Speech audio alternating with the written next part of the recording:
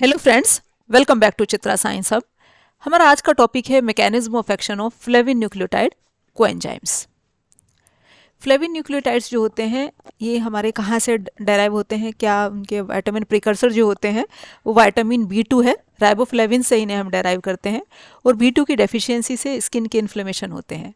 और ये nicotinamide nucleotide की तरह ही फ्लेविन जो है आपका, जैसे वो आपके दो हैं NAD+ और NADP+ है, इसी तरह से ये जो है फ्लेविन न्यूक्लियोटाइड भी दो तरह के हैं आपके, flavin adenine mononucleotide FMN and flavin adenine dinucleotide FAD। और ये भी आपके जो है उनकी तरह निकोटिनेमाइड न्यूक्लियोटाइड्स की तरह ऑक्सीडेशन रिडक्शन रिएक्शन में पार्टिसिपेट करते हैं। फ्लेविन न्यूक्लियोटाइड के अंदर जो है जो रिड्यूस हमारी राइबो शुगर होती है उसका नाम राइबिटोल है। ये राइबिटोल शुगर इसके अंदर प्रेजेंट होती है हमारी।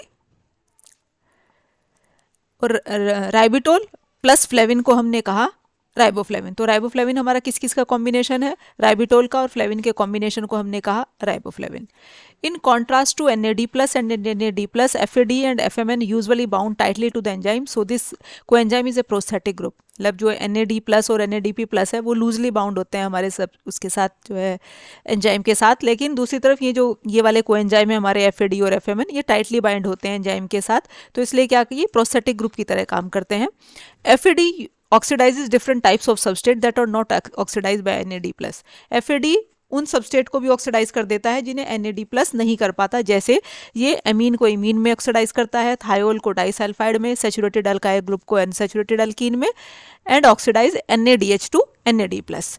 तो ये उन्हें भी सबस्टेट को ऑक्सीडाइज कर देता है जिन्हें NAD+ नहीं कर पाता। Oxidation with flavin nucleotide is different from that of NAD+, as the reduced form of FADH2 remain attached to the enzyme, while the reduced form of NAD+ is easily detached from the enzyme, providing a vacant site for another NADP molecule। इसका जो oxidation का process है flavin nucleotide का वो NAD+ से थोड़ा different है। उसमें क्या है, हमारी जो रिड्यूस्ड फॉर्म है NAD+ की NADH वो इजीली डिटैच हो जाती है एंजाइम से और अगले NAD+ के लिए एक साइट वैकेंट साइट फिर से क्रिएट कर देता है।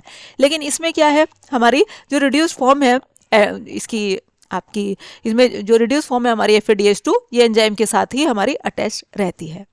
अब FADH2 को FAD में कन्वर्ट करने के लिए जिस ऑक्सीडेंट की रिक्वायरमेंट होती है वो है हमारा NAD+। सबके सब ऑक्सीडेशन रिडक्शन रिएक्शन इसमें क्या फ्लेविन की रिंग के ऊपर होते हैं।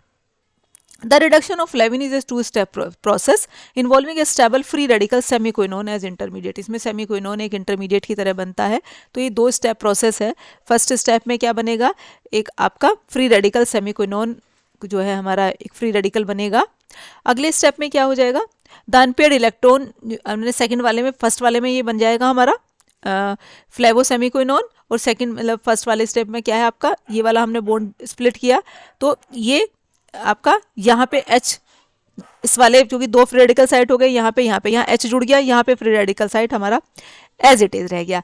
तो नेक्स्ट स्टेप में ये फ्लेवोसेमिक्विनोन क्या है आपका किस में कन्वर्ट हो जाएगा, आपका हाइड्रोक्विनोन फॉर्म में कन्वर्ट हो जाएगा। एक H आपका क्या है ये, अब ये सेकंड दूसरी बार में क्या है आपका जो है ये फ्री रेडिकल हमारा ये वाला बॉन्ड स्प्लिट हो जाएगा, तो एक इलेक्ट्रॉन ये मिलके यहाँ बॉन्ड बन जाएगा, और क्या है आपका जहाँ फ्री रेडिकल साइट रह जाएगा यहाँ पे हमारा एक H जुड़ जाएगा। अब चूंकि इसके अंदर हमारे अनपेयर्ड इलेक्ट्रॉन बन रहे हैं इसलिए तो इसमें जो इसमें जो अनपेयर्ड इलेक्ट्रॉन बनने की वजह से जो इन्हें हम डिटेक्ट करते हैं वो ये सार स्पेक्ट्रोस्कोपिक मेथड से करते हैं। चूंकि इलेक्ट्रॉन स्पिन आपकी जो है आपके ये सार की जो हमारी स्पेक्ट्रोस्कोपी है ये इसमें हम इसकी हेल्प से क्या करते हैं अनपेयर्ड इलेक्ट्रॉन को डिटेक्ट करते हैं। तो ये भी हमारे क्या है ESR की हेल्प से ही हम इन्हें आपका डिटेक्ट करते हैं। An enzyme dihydrolipoyl dehydrogenase employs FADS coenzyme in the oxidation of dihydrolipoid into lipoid। ये जो एंजाइम है हमारा डाइहाइड्रोलिपोइल डिहाइड्रोजिनेज ये हमारा जो है FAD को कोएंजाइम की तरह यूटिलाइज करता है, और क्या क्या काम करता है ये एंजाइम डाइहाइड्रोलिपोइड को लिपोइड में कन्वर्ट करता है। अब करता कैसे है, in the first step of the reaction the thiolate ion, जो थायोलेट आयन है attacks the C4 position of the flavin ring. ये हमारी C4 पोजीशन है, यहाँ से लिए हमने 1 2 3 4, तो C4 पोजीशन पे आपके क्या करेगा अटैक करेगा फ्लेविन रिंग के, and proton is donated to N5, और एक प्रोटोन डोनेट करता है N5 पोजीशन को। तो ये रिएक्शन जो है हमारा एसिड कैटालाइज रिएक्शन है, इसने इसके ऊपर यहाँ अटैक किया और यहाँ क्या है से एक प्रोटोन मिल गया यहाँ पे। तो फर्स्ट स्टेप में आपका ये हमारी प्रोडक्ट बन गई अब सेकंड स्टेप में क्या होगा, इस second nucleophilic attack by the thiolate ion on the sulphur atom attached covalently to the coenzyme generate the oxidised product lipoid and FADH2। Second step में क्या होगा, ये जो सल्फर एटम जो कोवेलेंटली जुड़ा हुआ है हमारा कोएंजाइम के साथ, ये क्या हो जाएगा, ये second nucleophilic attack thiolate ion on the sulphur, इस थायोलेट आयन का अटैक होगा, इस थायोलेट आयन का इस सल्फर के साथ जो हमारा कोवेलेंटली जुड़ा हुआ है किसके साथ, कोएंजाइम के साथ। तो इससे क्या हो जाएगा हमारा सेकंड स्टेप में लिपोइड और FADH2 हमारा मिल जाएगा हमें, और साथ के साथ एंजाइम फिर से हमारा क्या है, रीजनरेट हो जाएगा, एंजाइम को एंजाइम फिर से रीजनरेट हो जाएंगे हमारे। अब FADH2 is converted into FAD by another oxidative coenzyme NAD+। जैसे हमने भी पढ़ा कि FADH2 को FAD में कन्वर्ट करने के लिए जिस ऑक्सीडेटिव कोएंजाइम की रिक्वायरमेंट होती है वो NAD है। NAD की हेल्प से हमारा FADH2 FAD में कन्वर्ट होता है। अब FAD जो है NAD+ के कंपेरिजन में हमारा बहुत वर्सेटाइल कोएंजाइम है। NAD+ follows the same mechanism in all oxidation reduction, that is reaction at C4 position of the pyridine ring, while FAD employs different mechanism to carry out oxidation. NAD में हमारे क्या है, oxidation reduction का process same है, केवल C4 position पे pyridine ring की C4 position पे रिएक्शन होता है, लेकिन FAD में जो मैकेनिज्म है हमारा ऑक्सीडेशन का वो डिफरेंट होता है। For example when FAD oxidises dihydrolipoid nucleophilic attack occur at C4। जैसे हमने भी देखा था, जब FAD जो है डायहाइड्रोलिपोइड डिहाइड्रोजिनेज ने उसे कोएंजाइम की तरह यूज़ किया तो अटैक हुआ C4 पोजीशन पे, लेकिन जब ये क्या आपका ऑक्सीडाइज करेगा एक एमिनो ग्रुप को, तब होगा हमारा कहाँ, न्यूक्लियोफिलिक अटैक होगा N5 position of flavin ring पे। वहाँ क्या हुआ था हमारा, इस C4 पोजीशन पे अटैक हुआ था, यहाँ क्या करेगा, होगा N5 पोजीशन पे अटैक होगा, ये हो रहा है N5 प्रोडक्ट। तो इसे हमारा वर्सेटाइल है, उससे उसमें क्या है, सब में कॉमन मैकेनिज्म है कि पायरिडीन रिंग की 4th पोजीशन पे रिएक्शन होगा। यहाँ क्या है, कहीं 4th पे हो रहा है, कहीं 5th पोजीशन पे हो रहा है, तो ये उससे थोड़ा उसके ऑक्सीडेशन रिडक्शन के मैकेनिज्म जो है वो डिफर है। और ये जो है रिएक्शन था, इसमें हमारा क्या है, जो है एमिनो एसिड से हमारा क्या है, इमिनो एसिड बने हैं। इसमें जो है ये कोएंजाइम हमारा जो है FAD हमारे कोएंजाइम की तरह यूज़ हुआ है। और एंजाइम जो हमने लिया है वो लिया है आपका एमिनो एसिड ऑक्सीडेज, हमने एंजाइम लिया हुआ है आपका जो है, जिसमें D फॉर्म है तो D लेंगे, L है तो L फॉर्म लेंगे, लेकिन जो एंजाइम यूज़ होगा वो होगा एमिनो एसिड ऑक्सीडेज।